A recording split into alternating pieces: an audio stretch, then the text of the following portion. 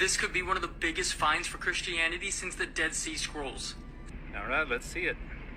So a few years ago, archaeologists were studying this cave in a remote part of Jordan where Christian refugees were known to have fled after the fall of Jerusalem in AD 70, when they uncovered this collection of 70 tiny books made of lead and copper.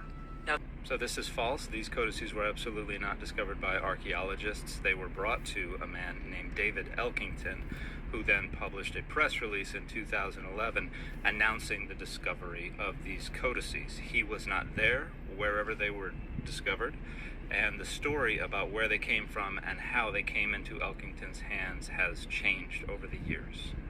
They're still being studied, but they can unlock some of the most important secrets of early Christianity. So these codices are not still being studied. They were immediately identified as forgeries by a number of professionals, classicists, philologists, epigraphers, archaeologists, and that has been the overwhelming consensus ever since Elkington came forward with them, partially aided by an Oxford classicist named Peter Thoneman, who emailed a bunch of colleagues immediately after Elkington went public and said, hey, this guy emailed me some photos a year ago of different plates that had iconography and inscriptions on them, and he asked me to authenticate them.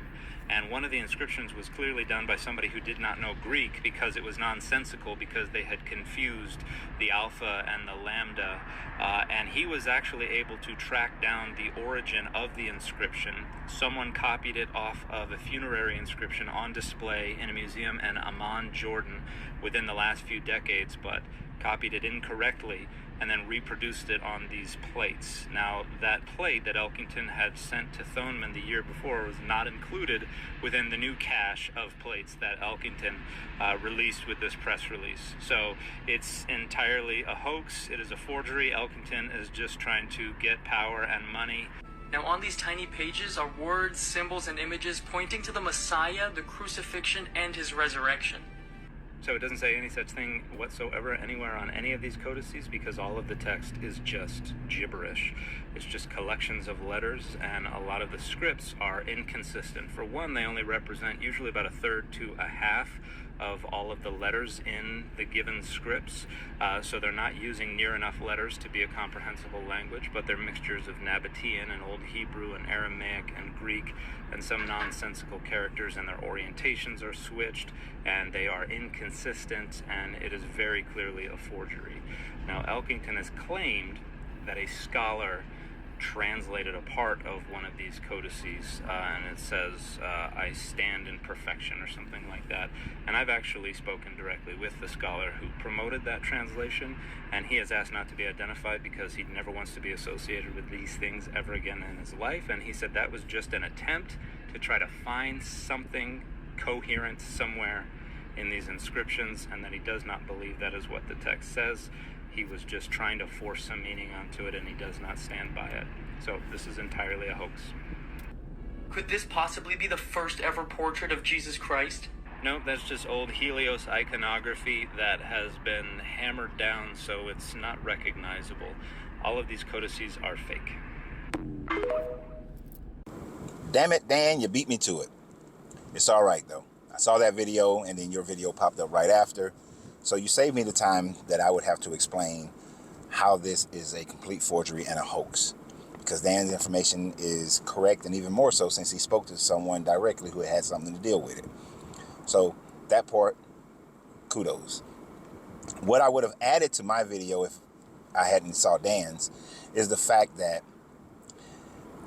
if this was to be believed, then what you will be talking about are inscriptions and writings that were written after 70 AD, meaning that it would have not have been written by anyone who was an actual eyewitness to any of the events that had occurred.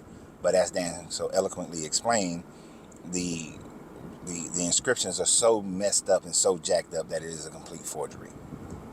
But for a moment, let's ignore our intelligence and our understanding and our knowing, and let's say that this was real, that sometime after 70 AD, late first century, early second century, Christians hiding in Jordan wrote this stuff down, put this stuff down, and it actually did point to the belief that there was a Jesus who walked around and was teaching a message and then was crucified. The problem that Christianity faces is the fact that none of that would prove that Jesus actually existed. All that it would prove is that there were people in the late 1st century, 2nd century, who believed that a Jesus of the Bible actually existed. And even if you can prove a historical person that the Jesus story is based off of, how do you then prove the miracles? How do you then prove the actual teachings? Because Jesus didn't write anything. All these are supposedly anonymous. Well, they are anonymous, but they're supposedly by eyewitness accounts. But who is the better to write what someone said, an eyewitness to what they said, or the person themselves? And Jesus, again, didn't write a damn thing. So anytime Christians try to run out and say, oh, we found this writing by this person, we found this writing by that person, or this group of people wrote this, or this group of people wrote that, none of them ever wrote anything at the time frame to which those things supposedly were happening. So therefore, it is all hearsay. It is all make-believe. It is all a fairy tale. It is all something that someone conjured up in their mind in order to create a religion for the people, a control for the people. It is not anything based on the person. Moses didn't write the Torah.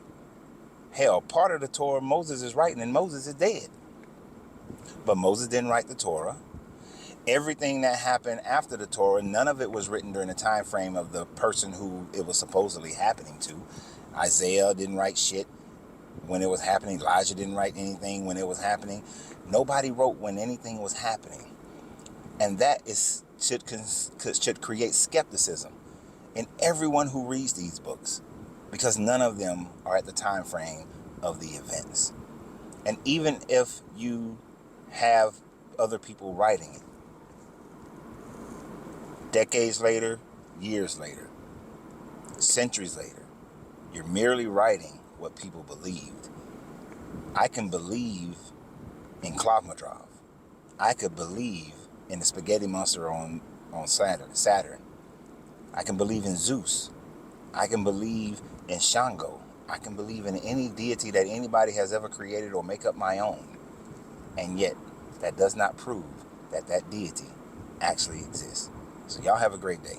And remember always, you have to free yourself to be yourself, because your greatness is non-negotiable. Good journey, good vibration.